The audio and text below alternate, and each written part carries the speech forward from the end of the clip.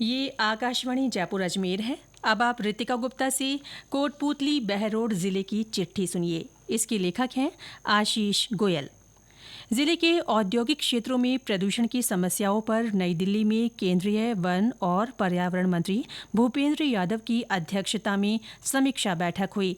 इसमें राजस्थान प्रदूषण नियंत्रण बोर्ड और अन्य संस्थानों के अधिकारी मौजूद रहे। मंत्री ने कहा कि ठोस कचरे और प्रदूषित जल का उपचार उन्नत तकनीक से कर अधिकतम पुनः उपयोग किया जाए। उन्होंने कहा कि इसके लिए विस्तृत योजना बनाई जाए।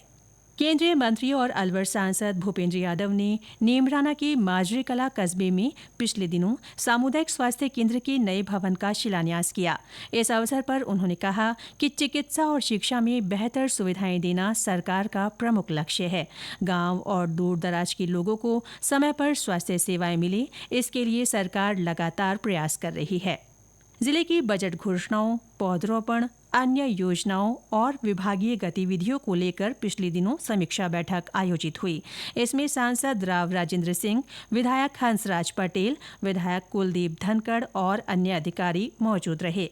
कार्यक्रम में वन राज्य मंत्री संजय शर्मा ने कहा कि हर व्यक्ति अपनी मां के नाम एक पेड़ लगाकर उसका संरक्षण करे। हरियालो राजस्थान अभियान के तहत वृक्षारोपण को जन आंदोलन बनाए। उन्होंने कहा कि प्रदूषण फैलाने वाली इकाइयों पर सख्त कार्रवाई की जाएगी और विकास कार्य स्थानीय जनप्रतिनिधियों के सहयोग से आगे बढ़ेंगे। National highway authority of India के परियोजना निदेशक अजय कुमार आर्य ने पिछले दिनों चंदवाजी से शाहजहांपुर तक राष्ट्रीय राजमार्ग का दौरा किया। उन्होंने हाईवे की स्थिति और बारिश से हुई समस्याओं का जायजा लिया। उन्होंने कहा कि ये मार्ग स्वर्णिम चतुर्भुज का हिस्सा है, जिस पर अधिक यातायात होता है। ऐसे में समय पर मरम्मत और प्रबंधन जरूरी है। उन्होंने बारिश से प्रभावित कार्यों को जल्द पूरा कर सुरक्षित और सुगम यातायात उपलब्ध कराने के निर्देश दिए। जयपुर दिल्ली राष्ट्रीय राजमार्ग पर हादसों को रोकने के लिए पुलिस प्रशासन ने वाहन लेन व्यवस्था लागू की है। पहले चरण में चंदवाजी से शाहजहांपुर तक ये व्यवस्था शुरू हुई है। जिला पुलिस अधीक्षक देवेंद्र कुमार विश्नोई ने बताया कि यातायात नियमों की अनदेखी दुर्घटनाओं का मुख्य कारण है। नई व्यवस्था के तहत भारी वाहन अब केवल तीसरी लेन में चलेंगे ताकि हादसे कम हो। पिछले दिनों फसल खराबे और बीमा से जुड़े मामलों के लिए समीक्षा बैठक आयोजित की गई। इसमें कृषि, बीमा कंपनियों, राजस्व और उद्यान विभाग के अधिकारी शामिल हुए। इस अवसर पर जिला कलेक्टर ने निर्देश दिए कि अतिवृष्टि से प्रभावित किसानों को पात्रता अनुसार लाभ दिलाने में कोई कमी नहीं रखी जाए और सरकार की मंशा के अनुसार हर संभव सहायता दी जाए। राइजिंग राजस्थान के तहत हुए समझौतों की प्रगति पर भी पिछले दिनों बैठक हुई। जिला कलेक्टर ने बताया कि 318 में से 111 एमओयू जमीन पर उतरे हैं। अब तक जिले में 4,599 करोड़ रुपए का निवेश हुआ है और करीब 7,350 रोजगार सृजित हुए हैं।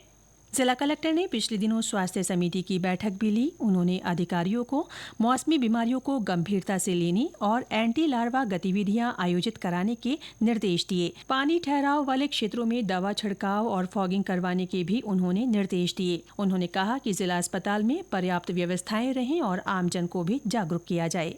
जिला प्रभारी मंत्री विजय सिंह ने श्रीमती पाना देवी मोरीजावाला राजकीय कन्या महाविद्यालय में बालिका छात्रावास भवन का शिलान्यास किया। इस अवसर पर उन्होंने कहा कि राज्य सरकार महिला सशक्तिकरण के लिए लगातार प्रयासरत है।